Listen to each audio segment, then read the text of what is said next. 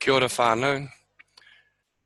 I'm just doing this short video to explain my reasons for voting no on the Whakatohea Pre-Settlements Trust voting paper that we all received recently. So let me explain why I did that, and I'll just switch over to my PowerPoint presentation so you can all understand, hopefully better, why I have gone this route. Now, so I voted no. So why did I vote no? The main reason is the Waitangi Tribunal released a report in April 2018. 12 claimant groups went to the tribunal claiming that they had been disenfranchised by the process and they believed the mandate that the Crown gave to the Pre-Settlement Trust was flawed. And the tribunal agreed with them. One of the things the tribunal said, more than 3,000 members of Whakatohea did not receive voting papers. So that's quite a major flaw, I would say. And that was never addressed as far as I'm aware. Certainly wasn't addressed at the meeting I went to at Glen Eden last week. Now, what did the tribunal say? I've cut and pasted a number of their findings from their report. Here's one.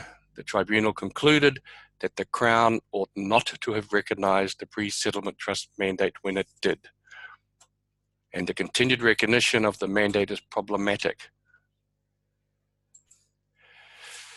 Their primary finding for the tribunal was that the Crown prioritised its political objective of concluding treaty settlements by mid-2020 over a process that was fair to Whakatohea. And that's pretty unsurprising. Crown has done that for a long time. The decision to recognise the Pre-Settlement Trust mandate was therefore not fair, wasn't reasonable, wasn't made in good faith, and breached the treaty principle of partnership. The tribunal found that the Crown did not sufficiently inform itself of the true levels of support and opposition to the Pre-Settlement Trust mandate prior to recognition. The tribunal found that the Crown failed to act reasonably when it approved a mandate that contained a withdrawal mechanism acknowledged to be unfair and failed to appropriately recognise hapu rangatiratanga. And in this way, the Crown has breached the treaty principle of active protection of hapu rights. The tribunal says that the right thing to do is to honour the treaty commitment and not let political expediency subordinate the difficult and at times onerous task of upholding and maintaining a relationship based on utmost good faith. Where the historical wrongs are grievous, and certainly they are grievous to Whakatohea, in the contemporary hapu politics complex and divided, I think we can all agree on that too. The honour of the Crown requires statesmanship over pragmatism. And this includes advocacy for taking the time required to get it right. And when they don't, and the Crown reacts to political pressure, it's Māori who suffer from the divisive and unfair process that follows. Now, that's why I voted no.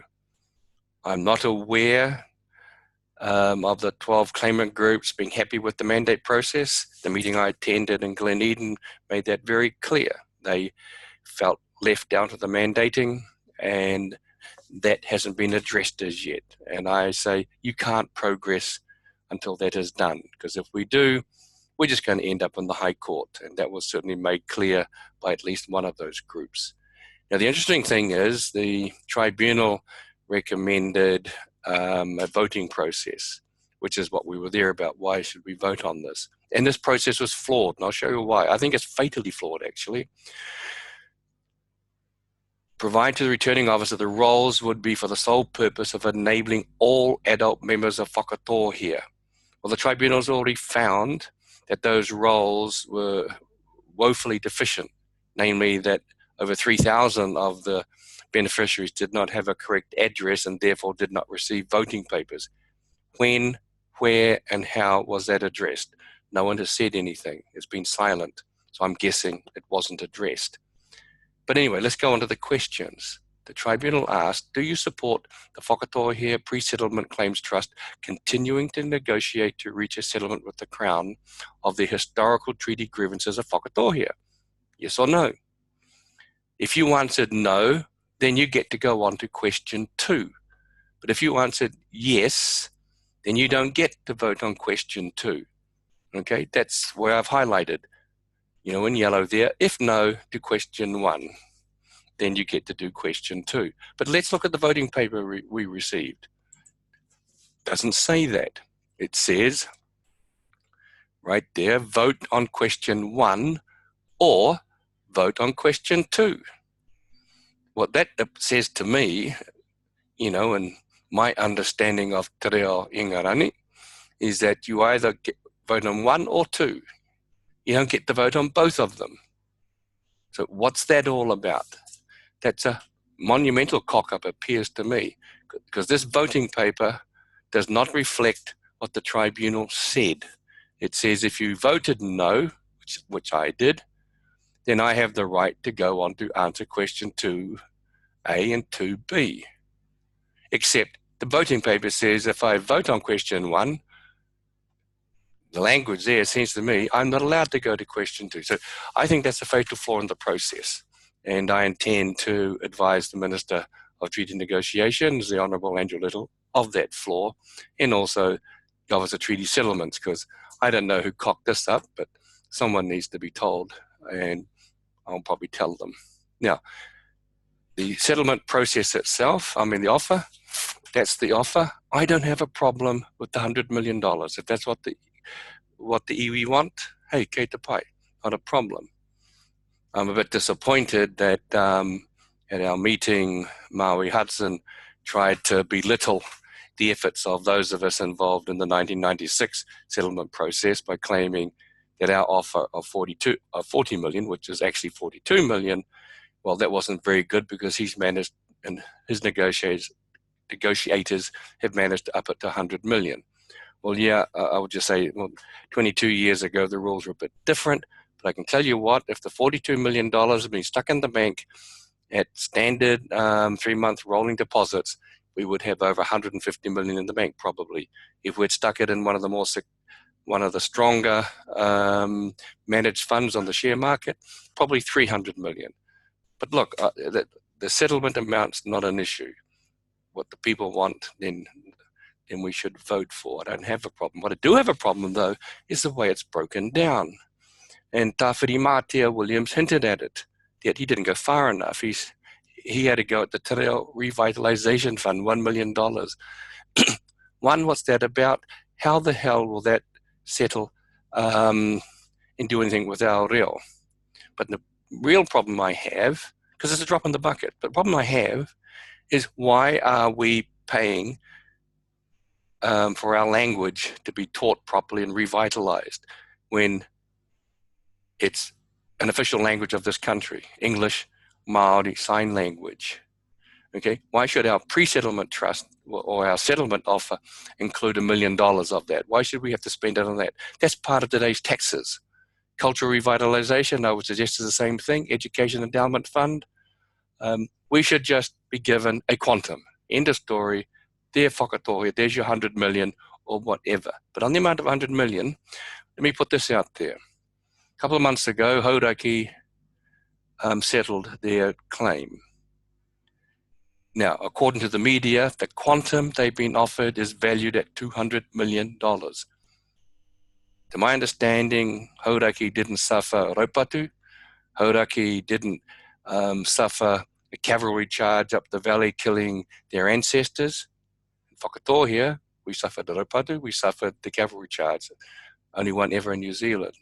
So if their settlement is thought by the Crown to be valued at 200 million, that should be our starting point of Whakatohea, not half of what Tuariki got. Anyway, that's just food for thought. A couple of other points. Mana moana. Maui made a big deal about that. Now, my concern there is that's the mana moana we're claiming inside that red triangle from Ohiwa out to Whakaari and back down to Tōrere. Why are we having that as our mana moana? Back in 96, I thought our mana moana looked something like that inside the white. So why are our negotiators giving away more than half of our mana moana on one side to Ngāti on the other side to Ngaitai and Tōrere? Because that's what the government wants. It's not what I want.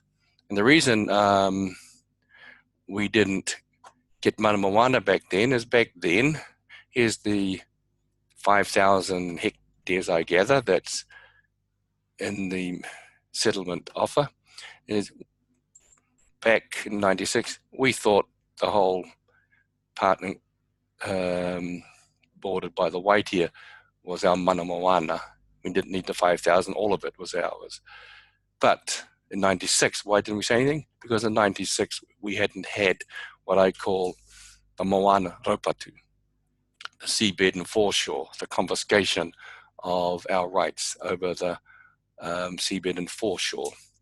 That's why we didn't need the mana moana back then. So I'd leave that for thought for the iwi. And the other one I'd ask them to think about, the negotiators that is Maui told us that the Crown refused to give us any governance, ownership, involvement rights over the green.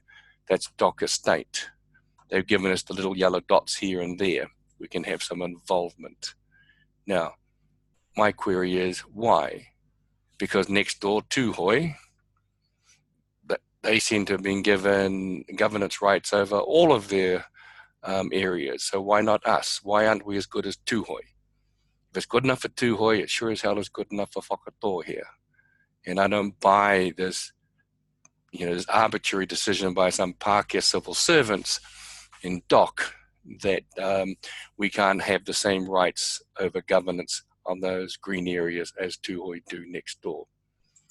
And again here, this is Tirohanga, those yellow highlighted areas, those are what part of the Dock Estate, I understand, part of the conservation area, and we're not allowed to have any management control over that. That should all be returned to us, in my opinion. And I think we should stand fast on that. But other than that, look, I empathize with the negotiators. It's a difficult task. But before you press ahead with the settlement offer, look, you've got to sort out the mandating process. Because if you don't, we're just going to end up in the High Court, and the only winners will be lawyers. Kia ora mai koutou.